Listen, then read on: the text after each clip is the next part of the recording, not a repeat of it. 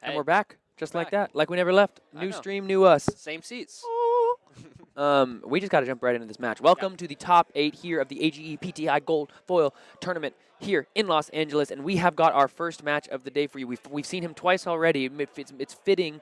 Let's follow this man as much as we can through his tournament run because he is part of the judge community here in Los Angeles. He was one of the head judges yesterday, the head scorekeeper. Evan Bridges on his Trench Lexi, the 3rd seed here, going back up into an Iyslander, a different Iyslander than we saw in round 1 of this tournament. Eric Dauernnheim, who is made a great run in Swiss yesterday through the Battle Hard and missed out on the top 8, but now is once again back. Here is the 6th seed, going to see what he can do against Evan Bridges. Now, we saw him yesterday playing into Azuri, and he was unable to find enough damage without the Frost Hexes in his deck to close out that match. But what I'm curious about is if those slots were taken out of the deck, it was probably done so for a reason, and perhaps it was done to shore up this Lexi matchup, knowing there were going to be a lot of Lexis in the field. So I'm curious to see what kind of exciting cards could we hope to see in Eric's list, given that there aren't, at least from what we saw yesterday, Frost Hexes, a staple of Iyslander decks from the past. And things like the Channel Lake is super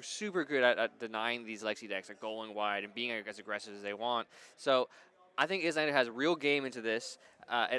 I think who's going first? It's Evan's going first. Evan's going to get to decide. To get to decide who goes first. Since if people who don't know, if you're in a top 8 scenario, it's not a dice roll that gets decided. It's the higher seed gets to decide who goes first. So Evan's probably going to choose what? Go first or second? What do you think the best bet would be? Now, you know, Lexi decks primarily like to go second because they can set up an arsenal if they can with Voltaire, but then you're giving Iyslander the free arsenal. So I imagine Evan might choose to go first here. Just set himself up with the 6-card hand, allow Iyslander to do whatever Iyslander wants to do on the first turn, but without playing out of the arsenal. Sometimes you don't have an incredible first turn in the Iyslander deck because it really depends on the 4 cards you draw. Do you get to resolve an Insidious Chill for free? There aren't any Amulets of Ice anymore. That was a great turn 0, turn 1 play for the Iyslander deck here. So looks as though Evan, perhaps based on the way the body language is, went ahead and gave Eric the first go at this game. So Evan's going to be going second. He's not afraid of what Iyslander can do, and he's okay with Iyslander being able to set up an arsenal for his first turn. So let's see. Because he has Trench? Trench is what Evan's specialty is. I am not very experienced. I've not seen too many Lexis use Trench. Oh, yeah. He has made it to top 8 in 3rd. So probably the Trench affects this matchup considerably. It allows him to get resources to soak AB. It allows him to unfreeze things that have traditionally been frozen in Arsenal. So I'm really interested to see how this will pan out. Both players having really sick builds. So now this is a really good Winter's Bite to start off for Eric here because this is going to take at least require some pitch and require an extra resource on the next anything that happens here. So this looks like a blue perhaps. So we've pitched 1. Yep. So we have 2 floating. He does have the option to crack that Frostbite this turn if you would like, because you can activate Voltaire at instant speed. Oh yeah, he will be. He's going to be loading an arrow. He's got to get the value off this premeditate. So Eric's got 4 cards in hand. How much can you pressure the arsenal? You really want one of these attacks to hit because you'd like to get a ponder token for your next turn, especially because the Trench list is supposed to utilize the ponders. It's supposed to draw any card it wants off those ponders, plop it in the arsenal face down so that it can trench it away if it needs a resource or if it's a clunky non-go again attack. So Evan, you know, but the one thing that extra bit of, because it wasn't just the 1 Frostbite here, it was also requiring the extra pitch for the Winter's Bite. So what that's going to do is going to make it so he can't load both of these 0-cost arrows. He's going to be able to load 1, but then he's not going to have any pitch for the rest of his turn. So that was a pretty good Winter's Bite there. That's going to stop an entire card from Evan here. This is just going to be an endless arrow for 7. But endless arrow for 7, still pretty threatening, because if you let that go back to the hand, suddenly there's your pitch for your drill shot, or your drill shot can pitch to your endless arrow once again. Oh, and it's actually going to be for 8? It looks like, because perhaps he gave it the +1. It's probably +1. There's no go again on it currently. Yeah. It looks like no go again, so he's just okay with taking the ponder. He has Snapdragon, so it is an option to snap and just bring it back to hand, which he might choose to do so. Double sync. All right, so it's not gonna confirm hit. Yep. Evan would have to have something instant speed like a Rain Razors here, but he does not. He says, well, you passed the defense check. You had both D-reacts. Guess what? You get that. I'm going to try next time. So this is about the most moderate start we've seen from Mr. Bridges. He's been running pretty hot on stream, so we're going to see how he wants to handle. We've activated the coronet peak here, and rather than trenching, Evan's just going to go ahead and pitch a card. Yep. And it looks like he made a little bit of a grimace, perhaps thinking about the card he pitched and that he wanted to trench. Regardless, we are now moving back to Evan's turn as Eric is going to do what Iyslander wants to do, plop a card in that arsenal. Always a scary, fun little surprise that Iyslander. Sometimes she does pop a blue, sometimes she doesn't. It all depends on her hand and how she draws. Sometimes it's like a surprise, like what's the instant one that she plays? Is it Winter Spite? There's a bunch. There's a Oh, bunch. you mean Blizzard? Blizzard, yeah, the Blizzard. That one's super great. So we're going to activate the Trench. We've gotten a resource out of our face-down card, which was that Endless Arrow from last turn. So in response to the Trench, before I believe the resource is even on the stack or like available. Yeah, we're showing that the resource is on the stack waiting to be like harvested, so to speak. So before that can happen, Eric does have priority, and it looks as though he's going to decide, does he want to add a little disruption to the mix here? And this is going to be a blue Aether Ice Vein. You have to imagine it's going to be fused with this blue frosting. Yep. So there's only AB2, so this is going to take cards out of Evan's hand. If he takes any points of this damage, that's going to require discarding a card or paying the 2 resources. Often I think the solution here is if you are going to, you just pitch and soak 1 and then pay the 2 with the blue. But it looks like he trenched already, so he's paying 2 and he paid the 1, right? Because he had 1 floating from trench, and that's the blue. So now he has 2 floating, correct? Now he's going to use 1 to load Voltaire. Trench allowing him to kind of get over these ice cards that are trying to strip cards out of his hand because he can pay for those on hits. And this, now here we go. This is another moderate turn for Mr. Bridges. This is just a Heat Seeker for 6. Yep. Looks as though we're just going to pass priority back, and so the last Endless Arrow in his hand just going to plop into the arsenal. I got to stop saying plop. Plop. I don't think I want to say that anymore. No. I think I'm done with that. Load. Mm-hmm. What's some other things, verbiage we could use? Park. Park, that's a good one. Deposit. Deposit. You're really good at this. Plorfink. We could say plorfink if we wanted to. I don't think that's a word. It's certainly not. It's certainly not a word, but we could say it. Yeah, we could. So it looks like, though, as you're describing, it's very moderate. Evan's trying to find a way in. 3 of a kind's a great way to overpower Iyslander, but Iyslander been a great job of being defensive. Art of War, though, is going to break right through those defenses. Hopefully, this 3 of a kind. So here's what happened here. We played a 3 of a kind from our hand, but before we're letting the 3 of a kind resolve or passing priority to Eric here, we're going to respond to our very own 3 of a kind with our very own Art of War. So this is going to, looks like he's choosing the go again mode. If you can see that, he's representing the go again and the +1 on the Art of War. So he's not worried about drawing the cards off the Art of War because he's drawing 3 cards from the 3 of a kind. So rather than dig even further into his deck, he's just saying, I'm going to give my next arrow +1, and I'm going to give all my attacks +1 for the turn, and I'm going to give my next attack go again. So Eric goes ahead and passes priority. Because you have to ask Iyslander, she is a wizard, if you are allowed to do these things without her reacting. Because she could have responded to that, did not have a response. Endless Arrow, the second one coming right out of Arsenal. This is going to be go again 5. 5 such an awkward break point, especially for Endless Arrow.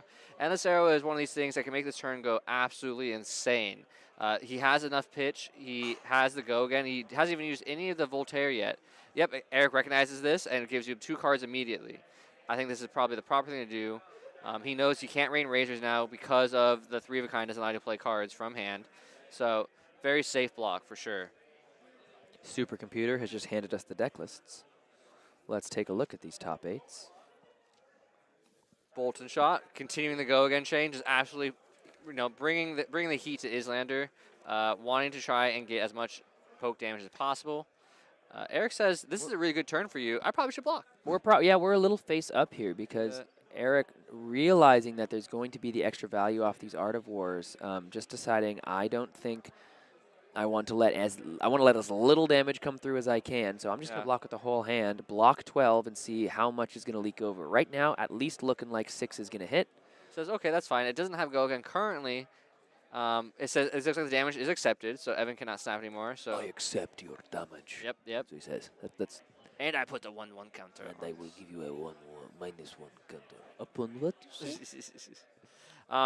It's Does he choose? He chooses. Yeah. Evan gets to choose upon the resolution of the damage, choosing the Ironhide Gauntlet there, Very interesting. saying if you want to pay 1 to give that a block, now you're paying 1 to give it 1 block, One which block, is yeah, 'cause it counts significantly that. worse than the +2 would normally get. Now you can't utilize a defense reaction for 4 and your Ironhide Gauntlet to cover up something like a 6 arrow. It's only going to block for 5. It definitely affects the game. It definitely. I mean, Joel Shot's great. I mean, it's super good at getting your armor. But I think putting on the Ironhide Gauntlet is the best bet, as that's probably the first armor that's going to go besides your hat, your crown, and your tunic. You don't want on that.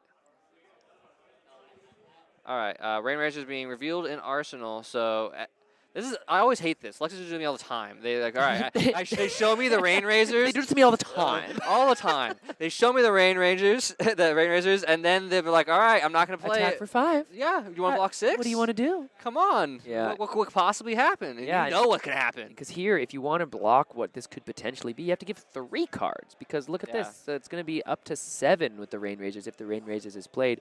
We can also see there's a second Rain Razors in his hand. So this could be basically 2 cards for quote-unquote 8 if you want to play both of them. Or perhaps you want to play just one of them on the turn and save the Rain Razors for later. Because we're only going to be able to get 2 arrows out of this hand. Because that's all we have available to us if we're the Lexi player here. Right. Now, Eric, potentially realizing that it's curious. I'm curious if there's a red parked in the arsenal or deposited or porflinked in the arsenal for Eric here, because he's passing priority back in such a way, and he just might not be having an opportunity to deploy the card that is in his arsenal. So that Rain Razors is a pretty easy block when they only are going to present 5 or 6. If you can get it to 7, because not only does that cause the 1 point of damage to come over, the Blood Rot Pox is also going to do 2 points of damage as well. Because you're going to have no cards in your hand after Lexi's done attack. Yeah. And so by not playing the second Rain Razors immediately, it does look as though we're going to be saving it for our next turn. We'd rather have our Rain Razors do something on a 3-arrow turn than a 2-arrow turn. You're very correct with that. You know, knowing your threat density in your deck and how much damage you can do, sometimes just playing or vomiting all the cards onto the board from your hand is not the solution. You need time to set up, especially at high health, 30 to 37. There's no way he can die from here. Let's use our resources as effectively and as efficiently as possible. Searing Shot coming in for 7. Threatening 8 because if it hits, it's an extra 1. And that's a lot of damage when you're at 30. I mean, it's a lot of damage when you're at 40 it's or like 20. Almost a fourth. Yeah, that's not a lot. I mean, that doesn't feel good. Nope, it does not. So. And it doesn't have Gogan currently, but if you don't think Evan would snap, he could do that and put Trench on the bottom. There's so many cool, interesting things you can do with Trench and kind of like stack your deck a certain way. Absolutely. Well, it's similar to the Crown of Seeds effect. You can hide cards from your arsenal to the bottom. Yeah. It allows you to, well, it doesn't draw you cards, so it doesn't get you through your deck patcher like Crown of Seeds. But it's a consistent option for Evan to get resources, save, unlike something like the Tunic that allows for you to only get it every now and then. Now, Eric went ahead and took all 8 of that damage because he had a Findall's Fighting Spirit in his hand. So that's going to gain him a life. This is basically like, I'm going to take 8 points of value, and then I'm going to return 8 points of value. Eric here still keeping that arsenal, still not deploying his arsenal. Again, I'm curious if it's a red card. I'm curious if it's a big red attack or an Aether Ice Vein or something that he is unable to deploy.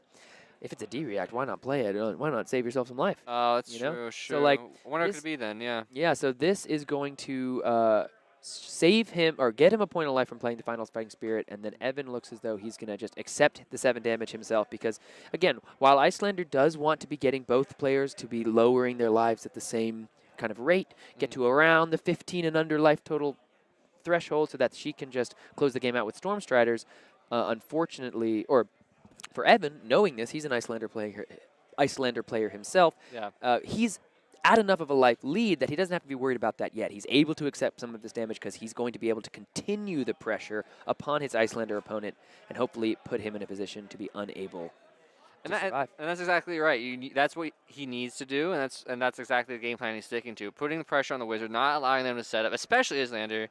Here's the blue Aether Hill. I think he was just waiting for the right break point here. So that's a big thing about Iyslander is she can interrupt your big turn, right? So this is what pretty much Eric's did. He held on that. He said, it's going to give you a Frostbite, so I'm going to wait when I think that you have no cards in hand. He says Evan has 1 card in hand. he says, okay, hopefully it's a red. Yeah, there you go. He was able to strip it out, and now the Endless Arrow isn't as threatening, especially without the Lightning Press. Yeah, absolutely. Now we've lost the frostbites on the turn, so if we now this is fascinating because this is coming in 4-8. If it's not blocked, we can snap it, we can rain razors it, and we can bullseye bracers it back in. But it looks like that's good enough for Evan. He's going to go ahead and allow for just that to get blocked out by those 3 cards. No Ponder, but we're going to save the Rain Razors again for something like an Art of War, like a two Codex of Frailties. I don't know if that's what you want to see.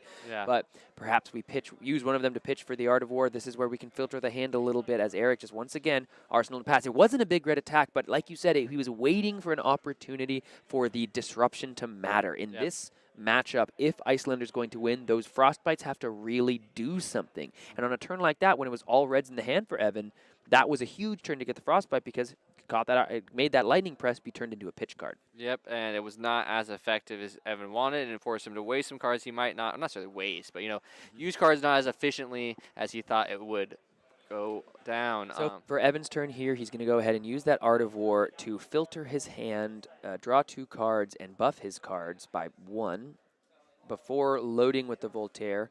Eric's going to respond, draw a card, give him a Frostbite after a Premeditate was played from Evan here. So now we're resolving the Voltaire, but after the Voltaire is resolved, there's a Frostbite, which means this Drill Shot is unable to come in for free, and that Codex of Frailty that could have continued this great turn now has to be turned into pitch. So this is a turn, these are turns that if you just had a Tunic sitting at a counter and you could respond to the Frostbite with the Tunic, get a resource, that'd be pretty nice. But because Evan has been actually in a funny way been kept off of a face-down card in his arsenal, he's not getting any value out of his Trench. Yeah, that's the big thing for people who aren't familiar with Trench is that in order for you to sink it and get that resource, the card has to be face down. It has to be buried treasure.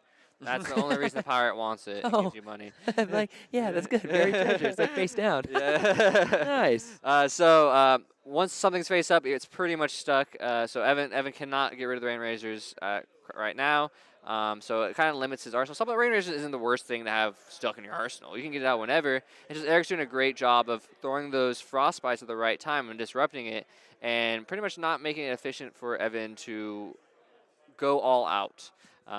We're seeing one big arrow here. He can't continue past this. He doesn't have no more arrows in hand, and I don't think the Rain Razor is coming down. Now for 9, this could represent an easy 3-card block, and then you just, again, drop another card into your arsenal for the Iyslander player here.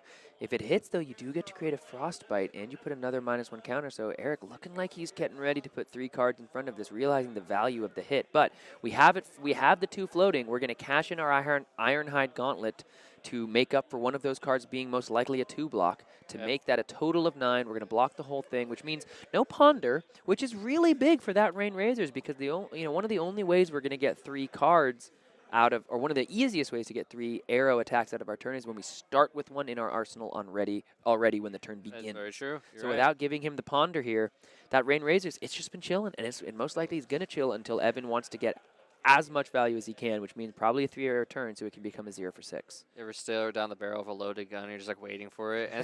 But that's a crazy thing about... No, I haven't, and I don't wish to. No, you don't want to, trust me. This is that's what it feels like when you have Rain Razor revealed like that. It's just like, at any time, I could just die from overhit on this on-hit effect. Yeah. But you got to see how interesting this plays out with Iyslander. Iyslander is very efficient at blocking with 3 cards arsenaling, as long as the arsenal card is a ice card. Yeah, this is a mini window here for Eric because we've now gone ahead and we've activated the Voltaire, Evan being a little premature and just dropping the card in before the priority was passed back, but we've loaded the Searing Shot, and now you'd have to imagine if you're Eric, you don't have to worry about the Rain Razors. However, before the Searing Shot comes out, we're going to play a Winter's Bite from hand, so that's going to immediately tax the hand of Eric. Now, if we use our Arsenal card here and we can use the other resources, perhaps not as important, but it looks as though instead we're just coming in with a Searing Shot for 5, and we're giving the rest of the hand so we don't take 6 damage. Eric doing a lot of blocking and waiting for those windows, but in doing so, just giving Evan every opportunity in the world to draw into his 3 of a kinds, his Art of Wars,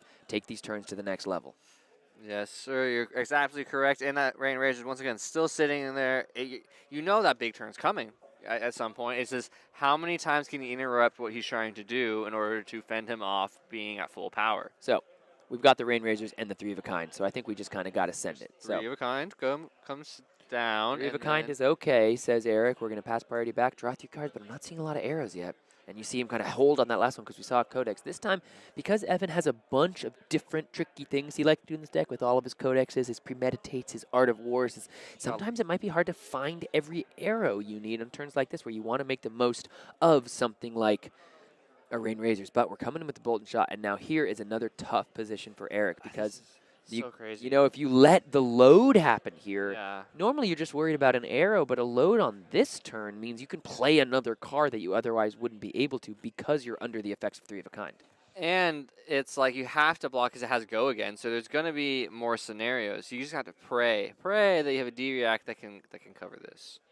Representing 3 block, saying if you give this +2 and it goes to 7, I'm basically saying I have a D-React. You know, Yeah. I'm only blocking 3. I'm saying I got one. Do you think I got one, or do you think I'm just blocking? Or do you think I'm just bluffing? Evan's checking his Yeah, graveyard. let's see how many D-Reacts you have. I mean, at How this many? point, if you just... Yeah, it's tough, because if you throw the Rain Razors out and he does have it, great. If he doesn't have... If you just pass priority back, you kind of force him to use it anyway, and then you get to see. But if he doesn't have it, you want to get the damage in, you know what I mean? Yeah. So it's kind of on Evan, because if he passes priority now, Eric is forced into either playing the D-React if he has it. Yeah, it looks like he's just going to pass priority. So he's saying, do you have the D-React? You have to play it now, or I'm getting the reload anyway. Oh, no, he wouldn't get the reload because he has to play the Rain Razors. Interesting. Yeah, Oh, exactly. Because you don't have an arsenal. It's a very Ah, interesting yeah. mind conundrum here. Yeah. So He he's just gonna says, take I the 2. call it. Yeah, calling your bluff, and I'm just taking the Yeah. 2. He says, I call bluff. We're saving our Rain Razors for later, folks. That's very interesting little play there by Evan not going for the Rain Razors, basically saying, I'm okay waiting. That's the stuff that eats you at night. It's like, what was the right decision there, you know? Yeah, I mean, Yeah. let's see if there is a D-React later on this turn. That was a super interesting little turn there. That was a fun little bluff on Eric's side. So we're pitching away whatever Codex that is. I can't tell because it's a Marvel. This is now just coming in, it looks like, for 5 with the go again here, which is interesting. Perhaps we're going to utilize our Snapdragon Scalers, but again, we have to... Maybe we're going to utilize our Quiver on our turn, using our extra resources to Quiver and see if we can hit an arrow. But again, if we hit an arrow and we could have used our Rain Razors to get multiple instances of that +2 and we don't, Ooh, Blizzard's good here. this Blizzard is going to be big because now we're saying this is going to lose go again unless you give me 2 resources. And if you don't give me 2 resources... Then no go again. There's no go again. But it's basically like a blue check because if you pay the 2, you now have a Frostbite to do anything else with. So you need like a total of 3 resources to continue your It turn. requires a lot, and especially now because the Rain Razors isn't free. Absolutely true. We do have the 1 floating if we want to play the Rain Razors, but... Evan said, I do not need this to have go again. But once again, still have to worry about the Frostbite. You said that we do have the 1 floating traditionally, but no go again's no go again. It's for the turn, right? Or is it just that one? He can't snap and give go again. No, yeah, losing can't gain. Losing can't gain. All right, so it looks like priority has been passed back. There was no D-React on that turn. We're taking the 5, but again, that Heatseeker trigger is just going to put another card critically face up into the arsenal too, so that's not going to be able to be trenched away. We're going to see 2 cards face up, and it's going to be, but if you're going to hit a card face up next to a Rain Razors, it couldn't really get better than a Bolt and Shot because, red. Yeah, you need a way to give it go again, and you need a way to pump its power up. How about the Rain Razors? That's sitting on its left. Amazing. Definitely amazing. Evan, very patient. Oh, a CNC, though. It's going to require cards out of his hand, which it demands an answer.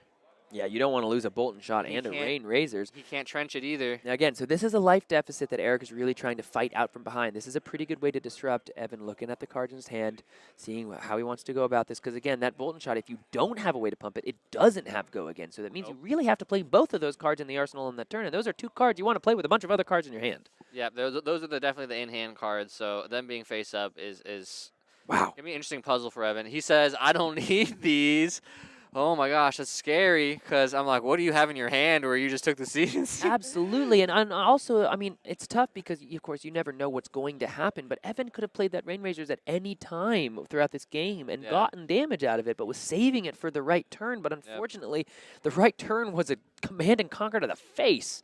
So we took we took 6 and we lost it when that could have been damaged later earlier in this game. So Evan We're going to see if he's able to come back from that type of a blow. It looks like he's going to play for this Blizzard on the Bolton shot. We're only keeping a single card in hand. It is a Codex.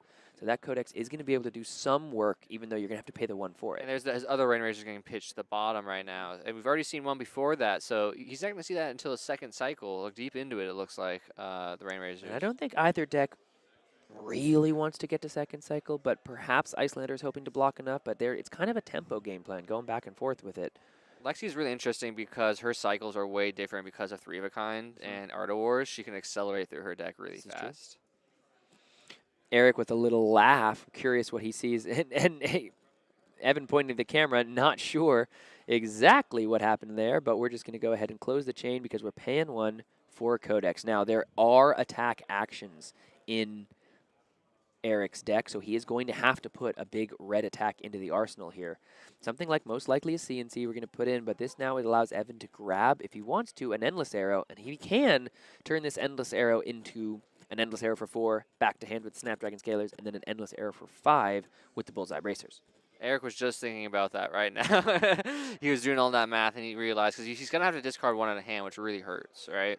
Mm-hmm. He does... We've already played a D-React this turn. Yep, exactly. And if that big red guy gets stuck in there, he can't actively disrupt Evan with Frostbite because it's not a ice card. Yeah, he has to find a window to play it. Oh, and look, he has a Channel Lake Frisian in his hand. That's absolutely something he'd like to play to. Yep. That's something that's going to allow him to get back into this game. But now on this turn, if you want to... Oh, he just took a drill shot. That's not an Endless Arrow. Nope, you guessed wrong. I did guess wrong. Why not just take the... Evan knows more than you, so he probably did it for a reason. He probably did do it for a reason, but I am surprised by that. We're going to ponder. We're just going to put whatever it is in there. Yep. Now this E-Strike is able to come in. We're going to bottom a card. It's just going to come in most likely for 5 with the draw card ability. Boom, there it is. That's an encase, so that's also not going to be able, but it's not going to be able to disrupt Evan on his next turn. That's true. No disrupt on the turn. A red encase here is a great card because it can freeze Lexi and make it so you can't activate that hero ability, but because it's a red card, You can't do it on his turn. Like I said, can't do it on his turn unless you want to blow the Storm Striders early. It does allow it, if you're Eric, to just keep a 1-card hand of an ice card, play the encase for 0 on your next turn, and then put the ice card back in your arsenal. But let's just see if we even get there, man. Here's a 3 of a kind, priority passing back. I think this is his last 3 of a kind, no? That is his last 3 of a kind, yeah. Yeah. So, as they say, if you can play 3 of a kinds, do it. If you play 2 Art of Wars, do it. it. You can play all the red arrows, do it. And speaking of red arrows, here comes the Blood Rot one. This one hurts so much when they Codex it, and I have no cards in hand. I'm like, I'll just take 7. Yeah, it's terrible. Eric here, Evan representing, I will say, a lot of pitch, because that's another part of the utility of 3 of a kind is you draw cards that you want to use for your turn, but the way you can also use them is just for resources, man. So, like, I love this game. I love this game. And so this one doesn't have Gogan currently? Oh, yes, it does. Oh, it does. It's not represented via the... The token? No, yeah, but it's got Go Again. It would be for 6 if it's no Go Again. Yep. It's true. So, I think you definitely double block this one, for sure. This is just so much damage. It's hard because you get so much value off of it. If you block with 1 card, it still does, 4 damage, which is... Yeah. So you say, I'll do that. Oh, this was from Arsenal. Wow. You got me. Dude, I got you good. You got me. No, it was from Arsenal. I didn't see that he played it from Arsenal. Come on. Our sponsor, Fat Mellow Tokens. Come on. Wouldn't let us down. They always let us know the board state. See? Boom. Oh, yeah, Evan is good about that. You're right. Yep, I missed it coming from Arsenal. I was staring around the room at what else was going on. It's all good. So we got 4, which is a good breakpoint on a... Is that Searing Shot? Let's call it something else. That's a Searing Shot. No, you're right. Yeah. And so it's 4 representing 5 damage for the on-hit. He took it, and now this is going to be an inertia shot. Eric, gonna use some of his armor. He says, we're getting to the point in the game where I'm almost out of health, and I need to start pressuring you. You still have plenty of arrows in your deck. It also has Go Again here, meaning he's representing either the Quiver or the Bullseye Bracers. We're going to block all 5 of it with our Sink below and the 1 left. So we're just going to Arsenal here. Yeah. Critically, because it was chosen to have Go Again and not having the +1, he was able to shore up all that damage, allowing Eric here to do exactly... Oh, wait, no, we're Bullseye Bracers. Now we're Bullseye Bracers. Yep. What am I talking about? Yep, Here's a Bullseye You're just Bracer. cleaning up the chain. Yep. Yep. And that one's next one's +1, right? It's kind of like a frostbite, but not. Yeah, exactly. Yeah. Next attack gets +1, which isn't going to be relevant on this turn, but here's the thing that is relevant. It's just 6 damage.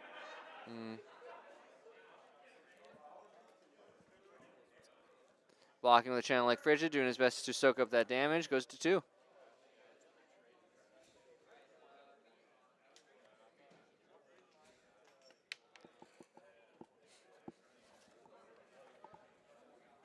Sorry, I'm just passing notes back and forth with my supercomputer. Passing notes in class, Samuel. I'm passing notes back and forth with the supercomputer. Oh, yep.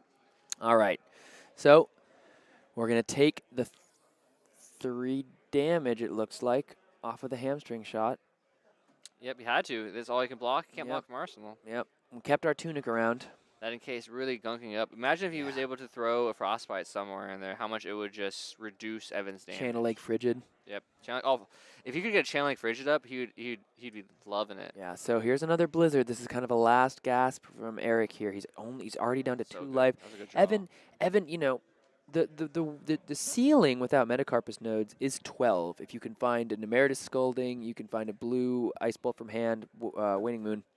That's how you can get them down from 12. But here at this point, Evan sitting comfortably at 18. There's no way to get beyond that with your Storm Strategist turn. So Eric's still trying to find a way to chip some more damage in and stay alive. Evan has the priority for sure. He is sitting comfy with a 16 health advantage here. But Iyslander can shut him down in lots of ways, so we'll see. I mean, that blizzard actually ended up taking the whole turn here. We're going to just come in with an E-strike? E-strike. This is going to be maybe 7, I imagine. got to be just for 7 because then it's still just that red in case. 5? Chilling. Oh. 5 and what? No, 7. Okay, yep. So coming for 7. Now I always like this play, just a good old 7 vanilla, because people always take it, but that's like a lot of damage. It's a lot of damage, and it puts, and Evan knows what the threshold is of death. But the thing about that threshold, because Eric's at 2, every single attack that gets represented here requires the decision: do I go for it or do I block? So Evan will be putting himself in the danger zone of just getting blown up by Storm Striders in the most optimal of scenarios for the Iyslander, but he knows Eric has to go for it as soon as the attack is represented, which means Evan's going to have plenty of cards in his hand to pitch. And that 12 damage, right, like, you need to have exactly the right cards, but you also need your opponent to be completely empty-handed. It's true. It's very true. You got to find that little pocket of air, I would say. So Evan did go ahead and take the damage, but in response to the Art of War, we got to go ahead and use the Storm Striders. No passing back. Trigger. Doing the encase, getting it out of there, because the Storm Striders do instant speed. So this is huge because this is this is exactly the way, by not activating Lexi to start this turn, it is now going to be frozen for the remainder of the turn because there is no way to prevent all of this damage. There's only AB1 here. So, and with the oh, this is sick, though. Yeah, he can respawn on the layer. So before the encase resolves, we're going to go ahead and trench away the card that was in our arsenal. Face so down. now Lexi is back and live. So we can AB1, take 2, but now the arsenal is opened back up. So when we draw these cards off of our Art of War, the arsenal is open. We're seeing the trench do the dang thing. Oh, my gosh.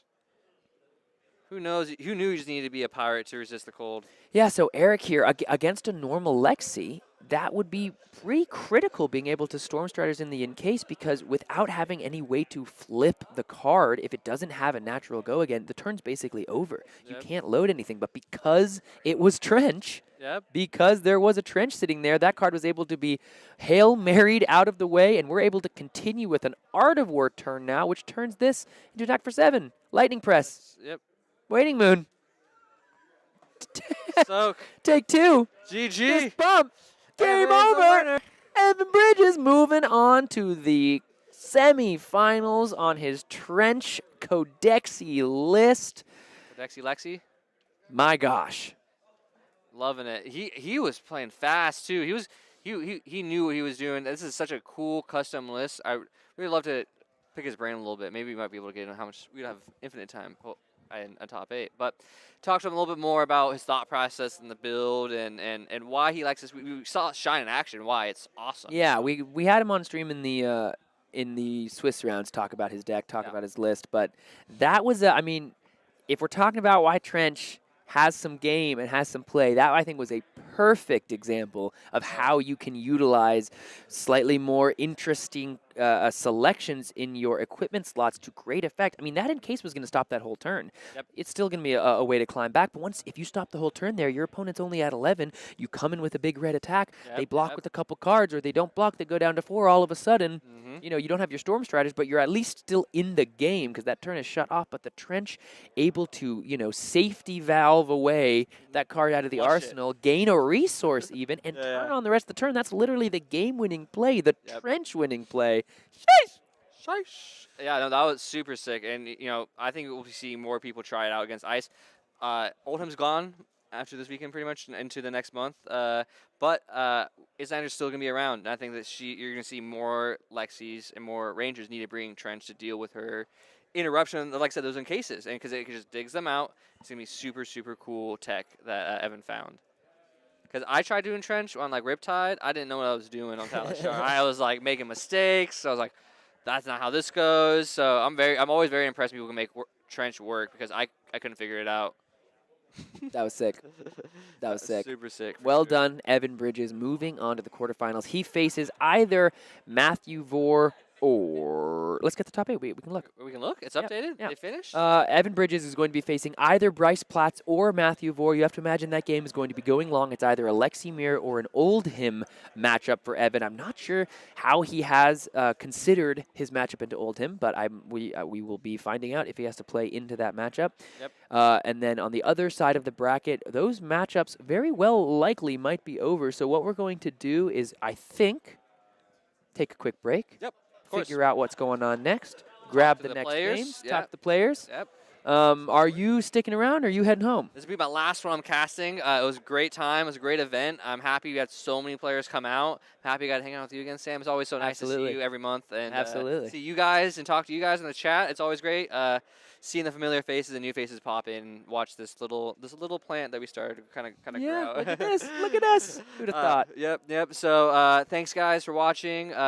Stay tuned. We're going to have some more exciting matches come up with some of the best players on the West Coast. Sam? And all over now. Got people flying in. Brody's Brothers from Texas. And Texas. And he's cleaning up. Canada, Singapore. We had everybody come out for this one. And I'm just so happy to see us become the community I know we can be. Absolutely. Well, we thank you for being here, as always, my brother. We are going to be back momentarily, just a little break as we get the next matches to you. And we will be back shortly. Don't go anywhere. We'll see you soon.